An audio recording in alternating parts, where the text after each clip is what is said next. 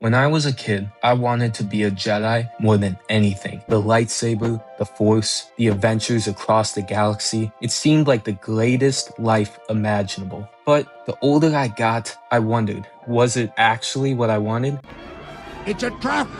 Because being a Jedi wasn't just cool robes and a glowing sword. It was a life most people would never choose if they truly understood what it cost. This is your life as a Jedi, from very beginning to very end. And by the time we're done, you'll have to decide for yourself, was it worth it? Is it worth it? Oh yeah, it's worth it. If you're strong enough. It starts before you can even remember. You're an infant, maybe 2 years old, maybe younger. You live on a planet, Coruscant, Naboo, some small outer rim world your parents called home. You have a family, a mother, a father, maybe siblings, a life just beginning. Then a mysterious cloaked figure showed up at your door, not to take you by force. They never did that. They were polite, respectful. They explained to your parents that you were special, that you were force sensitive, that you had a gift most beings in the galaxy would never have. And then they asked your parents to give you up. Think about what that moment actually means. You are 2 years old. You have no say. Your parents have to make a decision that will define the rest of your life in a single conversation with a stranger in robes. Most parents said yes because saying yes meant their child would be trained by the greatest order in the galaxy, protected, educated, and given purpose. But it also meant that they would never really know their child again, and you would never grow up really knowing them. You arrive at the Jedi Temple on Coruscant as a youngling. It's enormous, ancient, filled with other children just like you, taken young, brought here, beginning the same journey. On the surface, it sounds incredible. You're training with the Force, learning to move objects with your mind, practicing with training sabers, studying the history of the Jedi Order going back thousands of years. In many ways, it was incredible. You feel purpose here. You feel like you belong to something larger than yourself. The other younglings become your family because they're the only family you have. But here's what nobody talks about. The Jedi Temple is also deeply isolating. From the very beginning, to release your emotions, not suppress them, release them, let them go. Attachment is the path to the dark side. That's what they teach you. So when you feel sad about not having your parents, you learn to let that feeling go. When you feel angry, you let it go. When you feel lonely, and you will feel lonely, you let it go. You've learned to become incredibly powerful and simultaneously learning to feel as little as possible at 6 years old. Around the age of 13, you face your first real test, the Jedi Initiate Trials, a series of challenges designed to access your connection to the Force, your lightsaber skills, your ability to remain calm under pressure. If you pass, you become a Padawan. If you fail, you don't. And here's the part that hits differently when you really think about it. If you fail the trials, you don't get to stay at the temple and try again forever. You're sent to the Jedi Service Corps, Architectural Corps, Medical Corps, Educational Corps. Worthy paths, important work, but not what you spent your entire childhood training for. Imagine being 13 years old and finding out that the only life you've ever known, the only identity you've ever had isn't going to be yours. You have no family to go home to, no backup plan, no normal life waiting, just a redirect into a different kind of service. For most younglings, the fear of that outcome is very real, and you carry it through every training session, every meditation, and every test.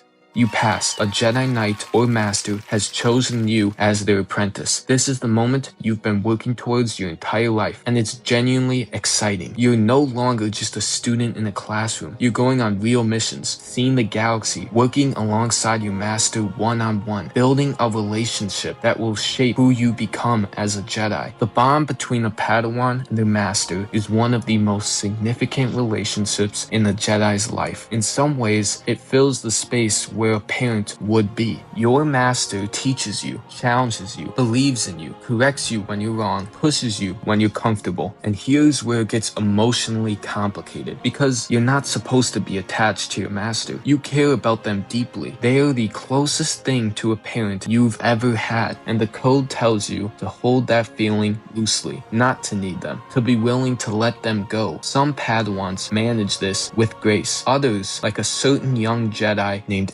Anakin Skywalker, couldn't, and the galaxy paid the price for it.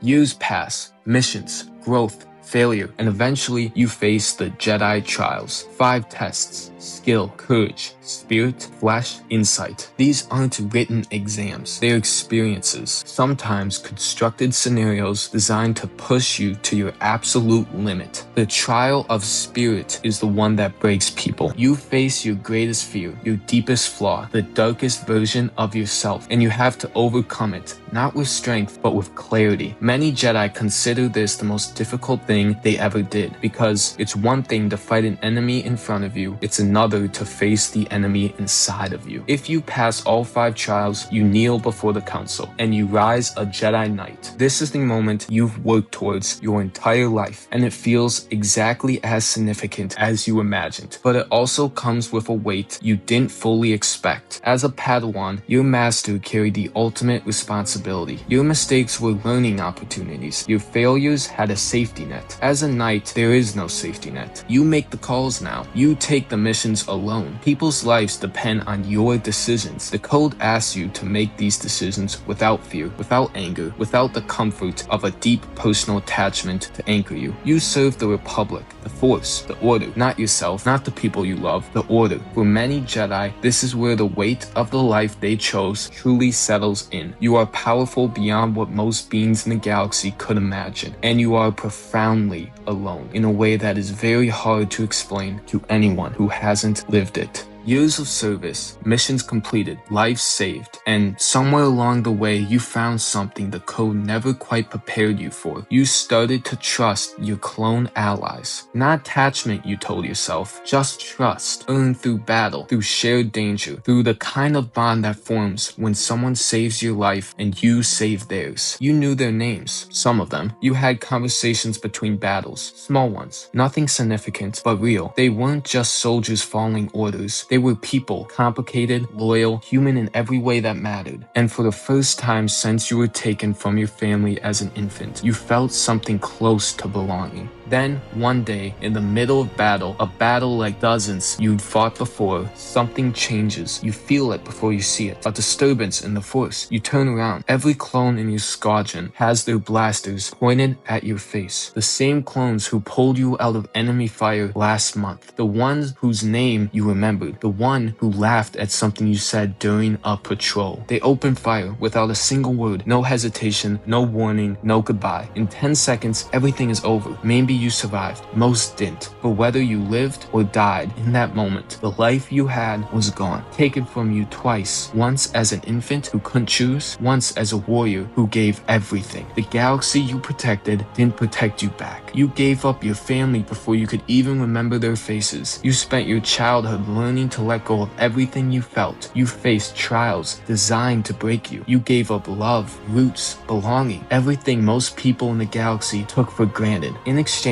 you felt the Force moving through you. You protected the innocent. You traveled the galaxy and saw things most people only dreamed about. You belonged to something ancient and meaningful. And then it was gone. The question you asked yourself your whole life finally had its answer. You just didn't get to decide what that answer was.